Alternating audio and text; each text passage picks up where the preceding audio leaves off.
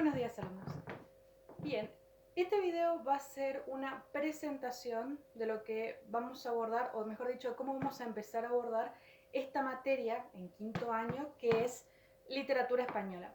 El nombre de la materia en sí es Lengua 1. Ustedes tienen Lengua 1, quinto, 2 en sexto y 3 en séptimo, pero cada lengua va a focalizar en un corpus determinado que va a estar delimitado, en este caso geográficamente. En quinto se va a abordar exclusivamente un corpus de textos de literatura española. ¿Por qué le llamamos lengua 1 o literatura española y no lengua y literatura? Bien, a estas cosas vamos a resolver en este video. No es lo mismo lo que ustedes venían estudiando hasta ahora en la primaria, en los primeros años de la secundaria, en lengua y literatura. En esta materia, a partir de ahora, ustedes ya prescinden de lo que es, por ejemplo, análisis sintáctico, recursos de la coherencia y la cohesión, estudio de la forma del narrador, el teatro, etc. Ahora, todo lo que ustedes ya saben lo aplican directamente en textos de un corpus delimitado, en este caso que lo vamos a hacer en la primera literatura de nuestro idioma, por eso inician con literatura española. Es decir, no van a tener cuestiones de sintaxis, pero se va a seguir evaluando la sintaxis en la redacción. Ustedes ya lo tienen que aplicar. ¿Cómo sucede esto? ¿Cómo trabajamos en literaturas? Primero que partimos de la lectura. Es decir, la base de nuestro estudio, ya les digo, no va a ser tanto la forma, la clase de palabras, sustantivos, adjetivos, verbos. No, ya no tienen esa parte de lengua. Y tampoco tienen la parte de teoría literaria en sí, sino que es directamente la aplicación en los textos. Por eso partimos de la lectura. Lectura en clase o lectura domiciliaria. Lo que se necesita de comprensión lectora. Esa lectura, es decir, entender de qué va el texto, se va a traducir en prácticas de escritura, es decir, consignas acerca de los textos leídos. Las consignas se van a responder con el contenido de lo que se estudie leyendo, es decir, no se puede escribir si no hay tema, y el tema siempre va a partir de lo que se estudie en los libros.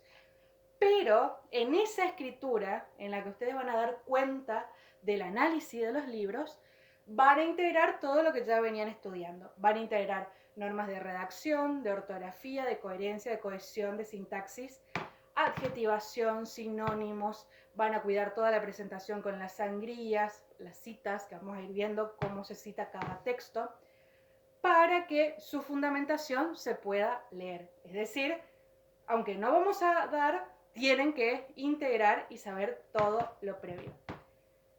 Y por otro lado está el análisis o el comentario literario. Es decir, la lectura nos va a permitir desarrollar prácticas de escritura. En principio, narraciones, descripciones, pero también vamos a ir avanzando ya en argumentación y en profundidad con el ensayo. Para hacer ese tipo de textos que ya son mucho más complejos, vamos a necesitar de un buen análisis, es decir, de una buena teoría de lo que vamos a explicar. El análisis literario no es conocer el argumento de la obra, no es conocer la historia, lo que está contando el narrador o lo que está pasando en una obra de teatro. No es conocer solamente el tema de qué o cuál es el objetivo de esa obra. No, es algo mucho más complejo. No es conocer solamente el género. Todo eso hace falta para hacer un análisis, porque si yo no entiendo de dónde va la historia, tampoco voy a entender para qué se está contando. Todo eso se necesita, pero ahora se sube un poco más y se aborda a ver cómo existió ese libro en una época, cuál es su contexto, cuáles fueron sus objetivos iniciales, cómo se interpretó después. Lo que ustedes por ahí suelen llamar el mensaje, cuáles son los objetivos reales del texto, qué es lo que busca, cómo impacta en la sociedad. A veces le dicen para qué sirve, pero es mucho más complejo que eso. ¿Qué es lo que tiene el texto que lo hace valioso como obra de arte? Ese análisis implica saber tanto la historia como la forma en la que se cuenta. Las historias son muy parecidas entre todas, pero se cuentan de formas distintas. La época en la que estuvo el texto y, por supuesto, la coherencia misma, es decir, el objetivo, lo que pretende lograr, lo que pretendió lograr en una época y lo que sigue logrando, aunque haya pasado tiempo de la época que lo dio origen. Para eso necesitamos, obviamente, un gran contenido de historia, de dónde se enmarca cada texto, y estamos hablando de un corpus de literatura española, es decir, de la historia de España y por qué es importante para nuestra historia ahora, no solamente por la historia del idioma, cómo se relaciona con lo que ustedes ya saben de la historia de Europa, ya saben de la historia del latín, cómo se va a relacionar con la historia de América, con la historia de Argentina, porque ese texto sigue impactando acá. Esas son las cuestiones que hay que analizar, no solamente contar lo que le pasa al personaje, sino ver ese libro desde allá hasta acá. Y para lograr este estudio necesitamos técnicas. A medida que se va leyendo, vamos a ir aplicando distintas técnicas como el subrayado, la nota marginal, el resaltado con distintos colores con referencias para que cada una tenga su sentido, el estudio del contexto, la toma de apuntes, eso es muy importante, por lo tanto, si ya no tomaron su carpeta y empezaron a apuntar, vuelvan al principio del video, busquen un lápiz y hoja y empiecen a tomar nota de toda la forma en la que se va a trabajar. En el libro vamos a ir apuntando, bueno, cuál de estas cuestiones se relacionan con la época, cuál de estas cuestiones que van apareciendo en el libro se relacionan con el día de hoy. ¿Qué conceptos estudió la crítica sobre esos libros y qué se ve? ¿En qué ejemplos?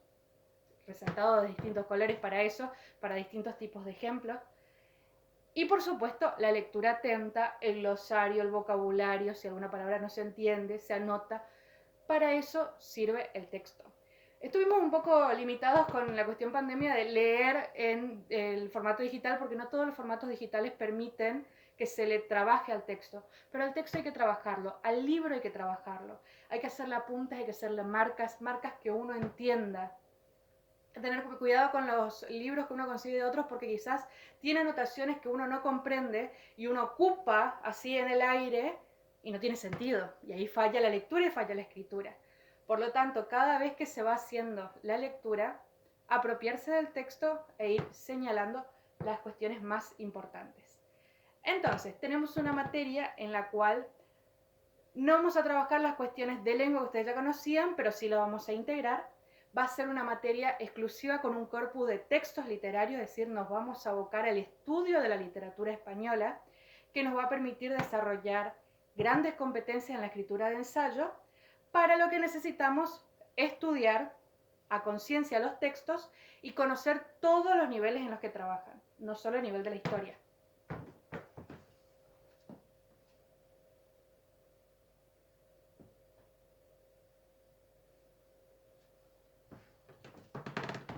Bien, y ya que hablamos de que tenemos un corpus delimitado a la literatura española, es muy importante ubicarnos en la historia de España. Cada vez que ingresemos en un texto nuevo, vamos a tener un contexto histórico. Eso es fundamental. Y como vamos a iniciar en el trabajo de todos los textos, vamos a ver un poco cómo se estructura lo que es la historia del arte en general. Vamos a hacer un paneo general y después específicamente en España, que es lo que nos interesa, y cómo llegamos a ese concepto de literatura española.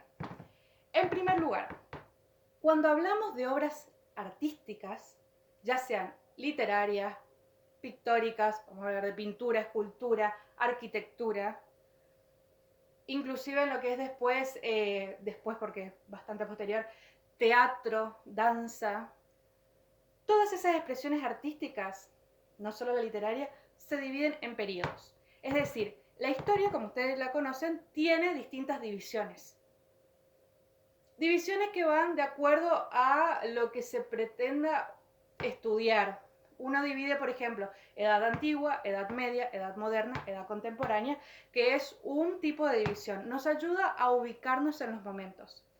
Para lo que es el arte, dividimos en movimientos, que son muy importantes porque, si bien pertenecen a una edad, cada movimiento tiene una lógica particular. Y los movimientos artísticos hacen que las obras de ese periodo sigan lineamientos muy, muy parecidos. Lo que podríamos decir hoy, lo que está de moda, cuando se instaura una moda, todos reproducen lo mismo. Bien, en el arte sucede igual. Todas las escuelas, pintura, literatura, teatro, en un determinado periodo del arte, producen obras con los mismos temas, con las mismas estrategias, con las mismas formas. Entonces, delimitar el periodo del arte en el que está cada obra es muy, muy importante. Tanto como es importante saber qué hechos sucedieron en cada época y cómo repercuten en la obra, como qué movimiento artístico gobernaba esa época, porque influye en el estilo en el que está escrita la obra. Si hablamos de periodos del arte, tenemos estos tipos de movimientos. En sí, la periodización del arte empieza en el siglo V a.C. en Grecia, en Atenas, con lo que es el arte clásico, que abarca Grecia y Roma. Acá, en la línea del tiempo, está marcando desde el siglo IV después de Cristo, es decir, me salté toda la Edad Antigua porque en principio no es determinante a la parte de la literatura española a la que vamos a llegar, porque estamos hablando de Grecia y Roma, y en segundo, simplemente porque no entraba, pero tampoco ha entrado en el pizarrón, así que es algo a lo que estoy acostumbrada. La Edad Antigua va desde el siglo V a.C. como periodo del arte. No quiere decir que no haya arte antes. Va desde el siglo V a.C. en Grecia hasta el fin de la Edad Antigua en el 476 después de Cristo. Es decir, con la caída del Imperio Romano de Occidente. ¿Por qué este periodo se llama Antigüedad Clásica? En el arte. La Edad Antigua en realidad va desde mucho antes en cuanto a lo que es historia, pero artísticamente se considera clasicismo o antigüedad clásica. ¿Por qué es importante? Porque se determina una serie de conceptos en el arte que van a ser muy influyentes posteriormente. Conceptos que siempre se van a denominar como conceptos clásicos y tiene que ver con todos los conceptos que defendían los griegos y los romanos. Si ustedes recuerdan de la mitología, cómo eran los héroes de los mitos. Siempre hermosos, perfectos, acabados, inteligentes, bellos por fuera. La escultura griega como era, siempre era perfecto el cuerpo. Ese cuerpo perfecto, porque existía la escultura para demostrar una inteligencia superior.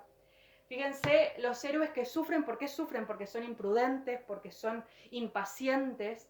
Entonces, dentro de los mitos clásicos siempre hay un ideal de la razón, la templanza, la mesura, el cuidado y, por supuesto, el equilibrio. Por eso había que ser tanto desarrollado físicamente como intelectualmente. Había que haber un equilibrio, no podía ir una por encima de la otra. Esos conceptos del equilibrio, la perfección, la belleza, la razón, no existían solamente en los mitos, no existían solamente en los personajes de la literatura, como ya les dije, existían en la escultura, existían en la arquitectura, esos edificios, esas construcciones griegas y romanas, perfectas, pulidas, hermosas, elegantes, delicadas. Esos conceptos que abarcan todas las artes sucede porque hay un movimiento que lo domina todo, que es el clasicismo. El movimiento clásico considera que esos son los valores que hay que imitar y que hay que seguir. La perfección, el equilibrio, la luz, la belleza. Y todas las artes trabajan con ese mismo criterio. Para decirlo de una manera más sencilla, en la mitología griega había un personaje que se llamaba Tersites, que era de la Ilíada de Homero, que lo representaban feo porque dentro de los conceptos del clasicismo, el que era feo por fuera también era un traidor. Es decir, que no había la posibilidad de que yo dijera, vamos a romper con los esquemas, vamos a exaltar la fealdad de la belleza. Dentro de este movimiento no, porque había límites muy establecidos sobre cómo se producía el arte. Así funciona el movimiento. El movimiento determina qué es lo bello y todo se reproduce de la misma manera. Para la antigüedad clásica, esos eran los cánones. Cuando cae el Imperio Romano de Occidente, entramos en un periodo del arte que se llama Edad Media. En este caso tenemos Edad Antigua, Antigüedad Clásica, son nombres parecidos. La Edad Media, el medievalismo, fue un periodo muy importante del arte. Y yo les puse Edad Antigua con verde, Edad Media con rojo, justamente porque va a ser la Edad Media el movimiento anticlásico, es decir, el que se va a oponer completamente al clasicismo. Literal. Todo lo que consideraba el clasicismo, la Edad Media artísticamente lo consideró pagano. La estatua no podía ser del torso desnudo, ¿cómo va a estar exhibida de esa manera? No se podía graficar de esa forma, no se podía exaltar la belleza, la razón, no, la razón tenía que, ay, se me fue la palabra, tenía que someterse a la fe. Entonces, los ideales artísticos, siempre hablando del arte, por otro lado va también la cuestión histórica, pero artísticamente los ideales eran la fe. ¿El héroe quién era? No era el que se resaltaba, era el que defendía la fe. Estamos en una edad donde ya no es solamente no se puede hablar de los dioses de Marte, de Júpiter, de Zeus, de Poseidón, no. Sí o sí es una edad donde ya está el cristianismo instalado. Por lo tanto, todas las otras deidades son paganas. No se pueden exaltar, no se puede invocar al dios de la guerra, siempre es Dios. La Edad Media fue absolutamente teocentrista, mientras que la Edad Antigua era antropocentrista, estaba muy centrada en el humanismo, en el pensamiento del hombre. Y la Edad Media no, estaba centrada en la relación del hombre con Dios. Ya son conceptos opuestos. Por lo tanto, todo el arte de la Edad Media va a circundar en estos aspectos.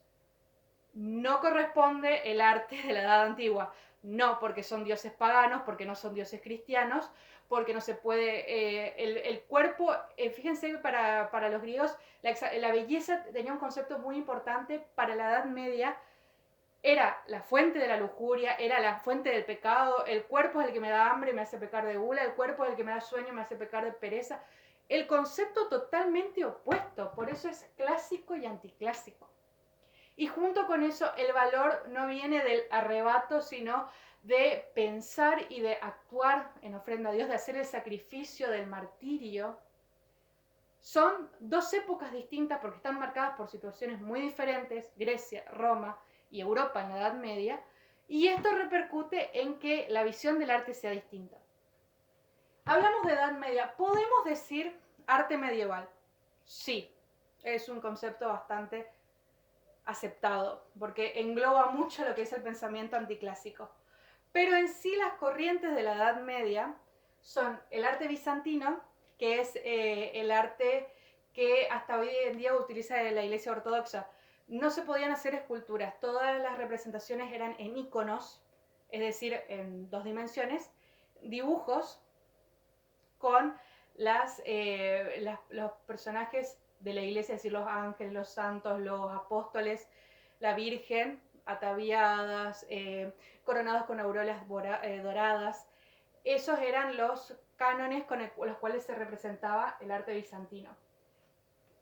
Era la iglesia, el tipo de iglesia que está en Grecia, que está en Bizancio, que era la antigua ciudad de Constantinopla. Acuérdense que acá cae el Imperio Romano de Occidente, pero el Imperio Romano de Oriente se mantiene. Entonces, es un arte que toda la iglesia tenía esa representación artística como todavía se mantiene en esa zona. Después hay un cisma entre la iglesia de Occidente y la iglesia de Oriente y se distingue el arte bizantino y el arte románico. Y para los últimos siglos, 13, 14 de la Edad Media, aparece el arte gótico, que es el estilo de la Sagrada Familia, todas esas decoraciones muy... la Sagrada Familia no se construye en esta época, pero tiene ese estilo oscuro, lleno de detalles, muy rebuscado. El estilo catedralicio de la Edad Media es gótico. Fíjense, tenemos una edad antigua con valores muy determinados, que es clásica, y una edad media con valores opuestos, que es anticlásica. En la historia del arte se va a dar algo que se llama movimiento pendular. Es decir, siempre a un movimiento clásico se le va a oponer uno anticlásico. Siempre. Y siempre un movimiento se termina agotando. Es decir, en un momento ya termina de cansar la misma forma del torso para los héroes, todos los dioses representados con la misma forma del torso. En un momento cansa ese concepto de belleza. En un momento esos conceptos ya no les sirve a la sociedad, porque la sociedad cambió, la sociedad piensa otra cosa, por lo tanto no corre más que se siga representando con el mismo esquema. Fíjense, la Edad Media dura 10 siglos, la Edad Antigua también, después es mucho más vertiginoso el cambio, vivimos más acelerados, pero inicialmente llega un punto en que todo perece en cuanto a la forma, ya no se puede hacer más con eso, se agotan y además ya no sirven para expresar un determinado momento de la sociedad. Las artes surgen por determinados hechos históricos, los movimientos artísticos. Cuando esos hechos históricos ya no influyen en el pensamiento de la sociedad, ya no sirve esa forma del arte. El concepto de lo anticlásico surgió con el cristianismo. Y cuando hay un cisma en esa iglesia cristiana, que va a suceder en este momento, entonces se empiezan a agotar las formas de la Edad Media. Tenemos Edad Antigua, Edad Media, y acá empieza la Edad Moderna, después la Edad Contemporánea, pero los movimientos ya no es una edad, un movimiento, como habíamos visto antes. Al final de la Edad Media surge el Renacimiento, que es el resurgir de las formas clásicas. Por eso está en verde. Literalmente, todas las formas de la antigüedad clásica vuelven a aparecer. Por eso ustedes ven que el David de Miguel Ángel, un artista de Renacimiento, muy parecida a la representación de Apolo, porque las mismas formas se vuelven a tomar en el arte renacentista. Como dijimos recién, es un movimiento clásico que se le opone a un anticlásico y se le va a oponer otro anticlásico. Después del Renacimiento va a surgir el Barroco. No son cortes así precisos, no hay una fecha en la que digo, termino uno, empieza otro. No, son transformaciones paulatinas y esto es lo que nosotros vamos a ver a lo largo de todo el año. Pero esto es para tener una idea, pero cuando lleguemos a ver Barroco no les suene desconocido el tema, el nombre. Al Renacimiento se le va a oponer el Barroco, que va a querer resurgir los valores de la Edad Media. Sobre todo el ideal del héroe que lucha, del héroe que se levanta, el héroe que sufre pero sigue convencido de que lo hace por la causa correcta. Al Barroco se le va a oponer el Neoclásico, que de nuevo va a querer resurgir los valores del Renacimiento y de la Antigüedad Clásica, por eso es clásico. Y al Neoclásico se le va a oponer el Romanticismo, que va a ser uno de los que va a cuestionar la idea de belleza. Acá se va a empezar a hablar de, por ejemplo, la belleza también está en la bestia, la belleza también está en Frankenstein. ¿Por qué es anticlásico? Primero porque va en contra de los conceptos clásicos y segundo porque va en contra de los límites de la razón. Trata de profundizar en el alma, en el espíritu, esa dualidad de Dr. Jekyll, Mr. Hyde. Y además porque muchas obras van a estar ambientadas en castillos góticos, como Drácula. Van a ser escritas en esta época, pero van a retomar, o el Jorobado de Notre Dame en esas catedrales, van a retomar ese ambiente oscuro. El concepto de gótico no era oscuro en la Edad Media, era solamente el estilo de las catedrales. Después, con el romanticismo, se volvió oscuro. Y hasta el romanticismo, nosotros tenemos periodos del arte, en este movimiento pendular. Clásico, anticlásico, clásico, anticlásico. El romanticismo es el último movimiento completo de la historia del arte. Tenemos acá dura 2 siglos, un poquito más, un siglo. El romanticismo ya dura un poco menos de un siglo, termina a finales del siglo XIX, y no hay nada señalado después por 2 motivos.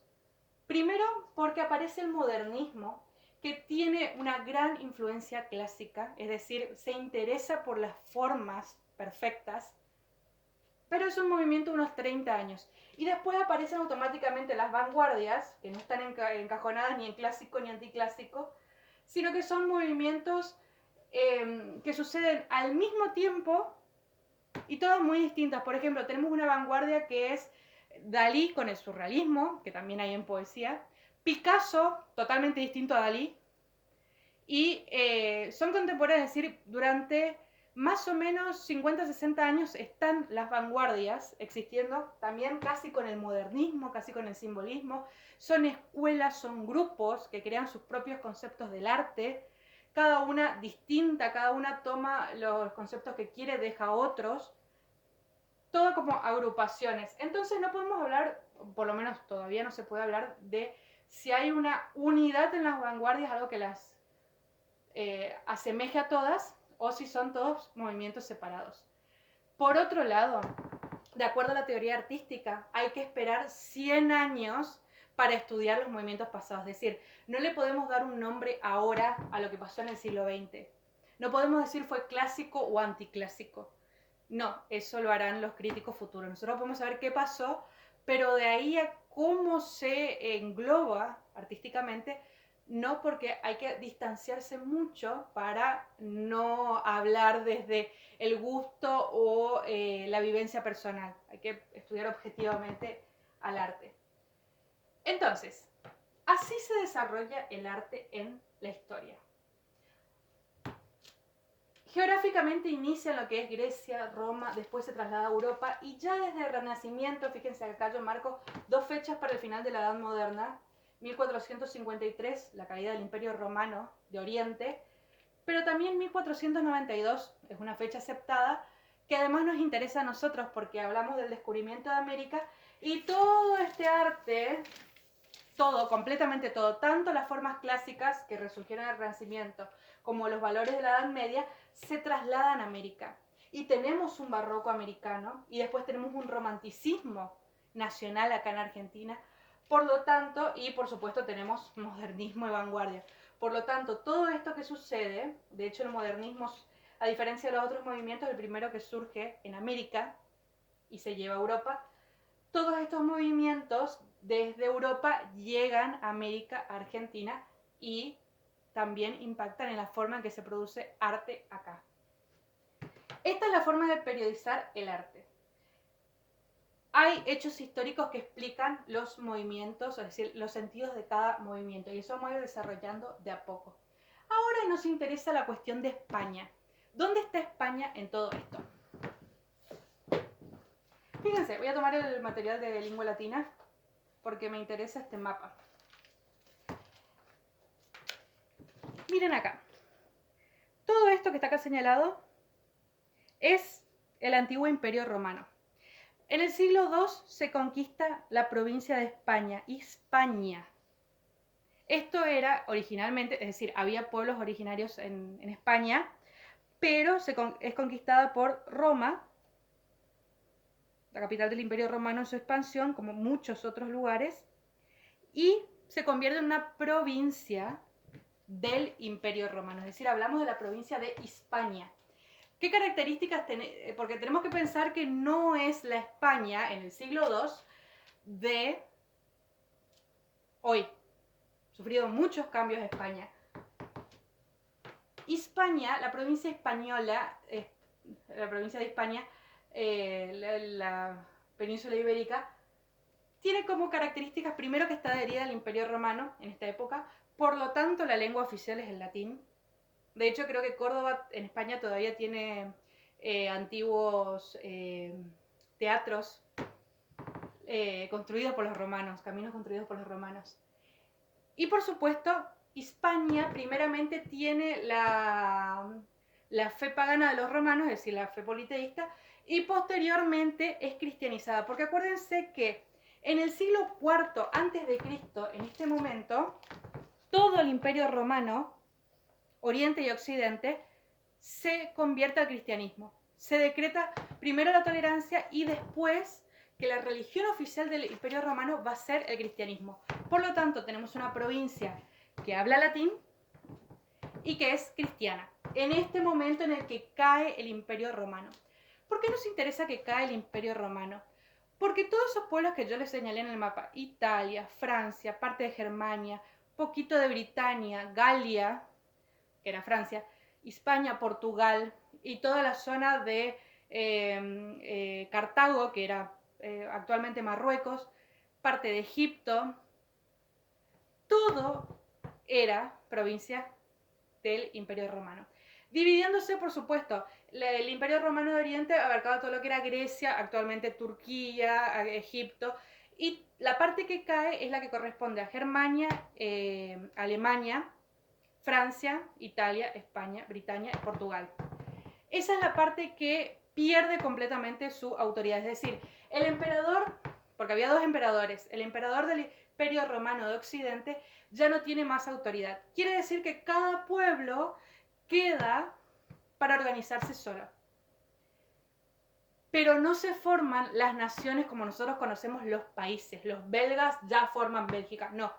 Quedan reinos separados, donde antes había una unidad de que todo conducía a Roma, ahora hay distintos señores en distintos lugares con mucho poder que se van agrupando y que como tienen dinero para hacerse fortalezas, protegen a los campesinos. Ahí va surgiendo lo que es el feudalismo de a poco. Toda esa parte del Imperio Romano de Occidente, entonces, toda esta parte ya no tiene una unidad administrativa, no hay un emperador que lo controle todo. Hay distintos reyes o señores feudales en distintos lugares, porque tampoco podemos pensar un rey que controle toda España. No, eso no existía. Un rey controlaba una parte, después acá había otro rey, van surgiendo reyes que van controlando de a poco, hasta que aparece otro emperador en Alemania y que va conquistando una pequeña parte, pero inicialmente los espacios de control son pocos. ¿Qué es lo que mantiene unida Europa? La Iglesia Católica. Porque Europa pierde la figura del emperador, pero se mantiene completamente cristiana. Es decir, todos los reyes que están, uno en Castilla, otro en Aragón, otro en León, todos separados en España, cada uno con un poco de poder, con un poco de tierra, pero todos son católicos. Por lo tanto, todos tienen una misma unidad en cuanto a la iglesia, que no es menor porque es lo único que le da unidad, lo único que los vincula a los demás. Si hay un tipo de calendario de la iglesia, bueno, todos siguen ese tipo de calendario en Europa. Si hay un tipo de ordenación sacerdotal, todos siguen la misma. Les da sentido porque además los sacerdotes van a trabajar con los reyes. Por lo tanto, no es menor que en la Edad Media, una vez que ya no está el Imperio Romano, ¿cuál es la gran autoridad que queda que va a marcar por qué es teocéntrica? La Iglesia Católica.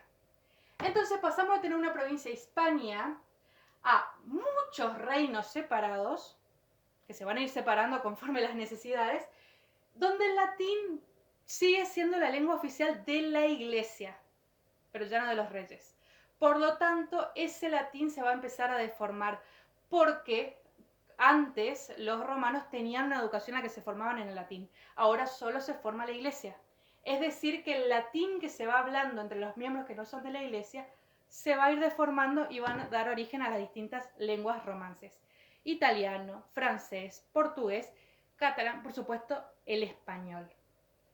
Todas esas lenguas van a derivar del latín justamente porque el latín deja de ser la lengua oficial. No hay más imperio romano, no hay más lengua oficial del latín. Pero sigue siendo la lengua oficial de la iglesia. Va a ir sufriendo sus cambios. ¿Qué significa esto? Que se va a deformar el latín en un español, pero el español no va a ser considerada lengua oficial. Se habla de otra manera, pero no quiere decir que esa es la forma correcta de hablar. Eso es muy importante, porque aunque ya todos empecemos a hablar español, se va a mantener que la única lengua universal para comunicarse es el latín. De hecho, las universidades van a surgir en latín, porque era la lengua que hablaban todos, y recién va a haber una gramática española acá, en 1453, en España. Es decir, fíjense, todo el tiempo que tomó, desde el siglo V hasta el siglo XV, 10 siglos tardó en que el latín evolucionara hacia un español, que tampoco es el español que hablamos hoy, es un español antiguo. Por lo tanto, tenemos muchos reinos entre sí que, aunque son todos católicos, van a pelear por poder. En España tenemos distintos reinos importantes. El más importante es el de Castilla, porque es el que está en el centro. Al sur, cerca de lo que es actualmente África, actualmente Marruecos, lo que es África, tenemos Granada, al norte tenemos León, hacia la frontera con Francia, Aragón, y Portugal. Portugal va a ser otro reino, no va a ser otro país. Y las fronteras se van a ir movilizando. A veces Castilla tiene este tamaño, a veces está un poco, se expande esta frontera por acá porque conquista este reino, a veces conquista Valencia y se expande hacia el sur, pierde Valencia y pierde otra vez los límites. No hay límites definidos en sí en los territorios de la Edad Media. Y, por si fuera poco, en tanto que se enfrentan entre sí los reinos, sucede en el 711 una invasión mora. ¿Qué significa esto? La religión musulmana, desde la península arábiga, se da a la tarea de conquistar territorios, que empieza conquistando todo lo que es África, conquista territorios y los convierte a la fe musulmana. Desde África, por este lugar, ellos van conquistando todos estos territorios que también, y conquistan por supuesto mucho hacia el sur de África, que también ya habían perdido el Imperio Romano, por lo tanto no tenían administración, y por acá, por el Estrecho de Gibraltar, ingresan a España. Los moros que se le llamaba a los soldados de la religión musulmana, invaden España, considerando como los antiguos reinos, y se instalan en esta zona del sur de España, que es toda la zona actual de Andalucía, Valencia, y quieren invadir Francia, pero acá son frenados por el reino francés, por lo tanto no invaden Europa. El mayor asentamiento sucede en España. Y los moros están desde el 711 después de Cristo hasta el 1491. Es decir, desde el siglo VIII hasta el siglo XV. Están 700 años en España, hasta que se los puede expulsar definitivamente con los reyes Isabel de Castilla y Fernando de Aragón. ¿Cómo influye esto? En dos aspectos muy importantes. En cuanto al idioma, influye porque el árabe va a dejar muchas palabras en el castellano, sobre todo palabras como ojalá, que viene inshallah en árabe, alcalde, alcohol, albahaca. Va a influir también en todo lo que es la gastronomía, el famoso arroz a la valenciana, tiene muchísimas especias que venían de Oriente. Va a influir en la vestimenta, en la arquitectura de esos grandes lugares de Granada, que tenían construcciones de estilo de mezquita. Después se fueron transformando para evangelizarlas a la religión católica. Pero deja un asentamiento muy, muy fuerte. Y el idioma va tomando estas palabras.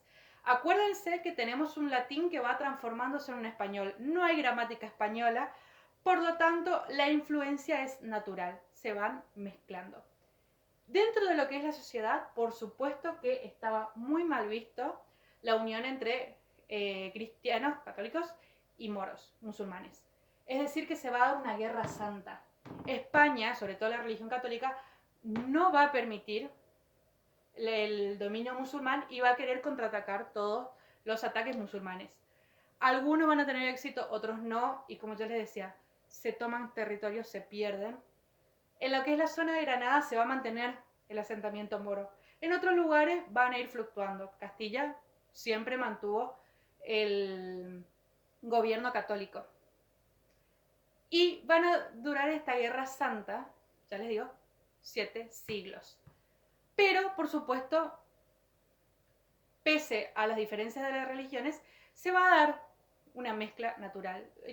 Las personas se conocen, compartían plazas, compartían lugares, y no era una cuestión de constante carnicería y matanza. No, las personas se relacionaban y formaban familias mixtas y se unían, que es lo que favoreció también el enriquecimiento del idioma. Por otro lado, eso en cuanto a lo social. También va a surgir acá, va a ser muy importante para formar un ideal que va a ser constante en la literatura española. El héroe español que defiende la fe, fíjense, 7 siglos defendiendo la fe, el héroe español se va a nutrir de esa idea de que hay que defender la fe y el honor está justamente en obrar de acuerdo a la fe católica, enfrentarse a la fe que invade, defender los ideales, defender las virtudes de la fe. la prudencia, la justicia, el amor de Dios, la esperanza. Entonces se va a formar un tipo de héroe muy, muy importante. Y digo muy importante porque realmente va a ser muy significativa la cuestión del honor, de la imagen del héroe que todo lo defiende y todo lo vence para España. Va a influir en toda la literatura posterior. Y como estamos en un contexto de guerra, donde se invaden ciudades, cambian los gobiernos, ahora tenemos un rey moro, después tenemos un rey católico y después en un par de años capaz vuelve otro rey moro. En un momento los reyes no eran reyes que sacrificaban la población de la religión contraria. No, ellos vivían bajo el gobierno de distintos reyes, iban oscilando en cuanto a las religiones. Por lo tanto, se empieza a generar una figura muy importante para España, porque había tanta movilidad social, que cambiaba tanto, tan rápido, que empiezan a aparecer la figura de los juglares. Los juglares eran artistas que deambulaban de pueblo en pueblo llevando las noticias de la guerra.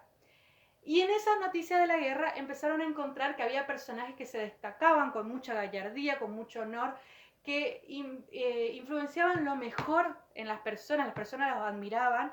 Entonces empezaron a cantar únicamente sobre esos héroes. Y aquí es donde se destaca en el siglo XI, porque esto se escribe posterior, pero es en 1052 que aparece la figura de un personaje muy importante que es Rodrigo Díaz de Vivar, a quien le apodaron el Mío Cid. Este héroe se hizo tan popular, fue un personaje histórico, existió realmente. Se hizo tan popular en las historias de la guerra que en 1120 los juglares habían compuesto todo un poema en torno a su figura gallarda. El poema del Mío Cid.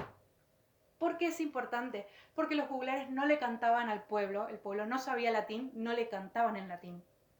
Les cantaban en el español de esta época, por supuesto. Un español que tenía muchas palabras del árabe, que tenía muchas palabras todavía del latín, muchas palabras que ya parecían lo que hoy en día es un portugués, muchas letras extrañas, muchas palabras confusas, pero, como ya dijimos, el latín seguía siendo la lengua de la iglesia.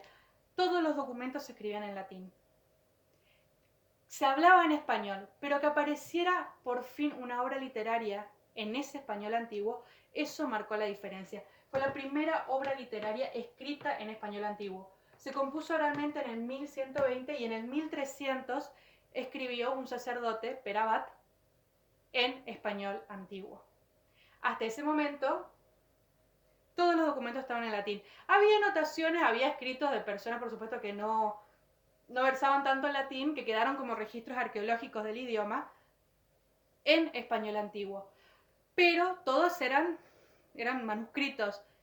La primera obra literaria es el poema del Mío Cid, escrita, porque también había poemas amorosos de las familias que se unían de distintas religiones, que se llamaban jarchas, pero eran orales. Esta es la primera escritura, el primer registro literario del español. Y no es un dato menor, porque tener una obra literaria implica algo distinto a cualquier cosa que se pueda escribir. Yo puedo usar el idioma para todo, pero cuando lo uso para la literatura, estoy usándolo para el arte. Significa, ni más ni menos, que ese idioma puede manipularse de tal manera de hacer algo bello con ese lenguaje. No es solamente escribir un comunicado. Domina el lenguaje con significados muy profundos. Le da una envergadura al idioma. Por eso es importantísima las obras literarias que aparecen en un idioma, en este caso en este español antiguo. Y es una obra, pertenece al género épico, nosotros ya lo vamos a estudiar justamente porque le interesa enseñar valores. Era un héroe muy respetado por las personas, hasta por los árabes, por eso le llamaron Mío Cid. Ellos le llamaron, los musulmanes le llamaron Cid, señor, al héroe católico. Y enseña valores que son atemporales, es decir, aunque haya sido compuesta entre estos siglos, en este siglo vivió Mío Cid, en este siglo se compuso y aquí se escribió, aunque haya sido elaborada en estos siglos, en la Edad Media, en este movimiento, tiene muchas cosas que suceden hasta el día de hoy. Y por supuesto nos permite reflexionar de muchas cuestiones de nuestra vida actual. Es decir, que es una obra clásica, no en este sentido, sino clásica porque es atemporal. Porque todas las épocas lo pueden leer y todas las épocas pueden entender cuestiones universales del hombre. Y eso es lo que nos interesa de la literatura. ¿Por qué estudiamos únicamente obras literarias? ¿Por qué estudiamos en esta materia únicamente obras literarias de España? Porque son las primeras que dieron a luz a este español antiguo. Tienen un valor del idioma, un valor filológico se llama, pero también porque son obras que, pese al tiempo y la distancia, han formado nuestra sociedad actual y también siguen influyendo en ellas. Ese es el análisis que nosotros tenemos que hacer, buscar ese valor universal. Eso es lo que vamos a profundizar obra tras obra tras obra. De lo contrario, si fuera solamente una obra escrita para un público de esa plaza de hace 10 siglos, no tendría ningún valor. Pero ese hombre de hace 10 siglos es muy parecido a nuestro hombre, lo cual o nos da mucha esperanza de encontrar respuestas acá, o nos dice por qué seguimos haciendo lo mismo. Y las dos cosas son interrogantes muy válidos en los que vamos a insistir a lo largo de este año.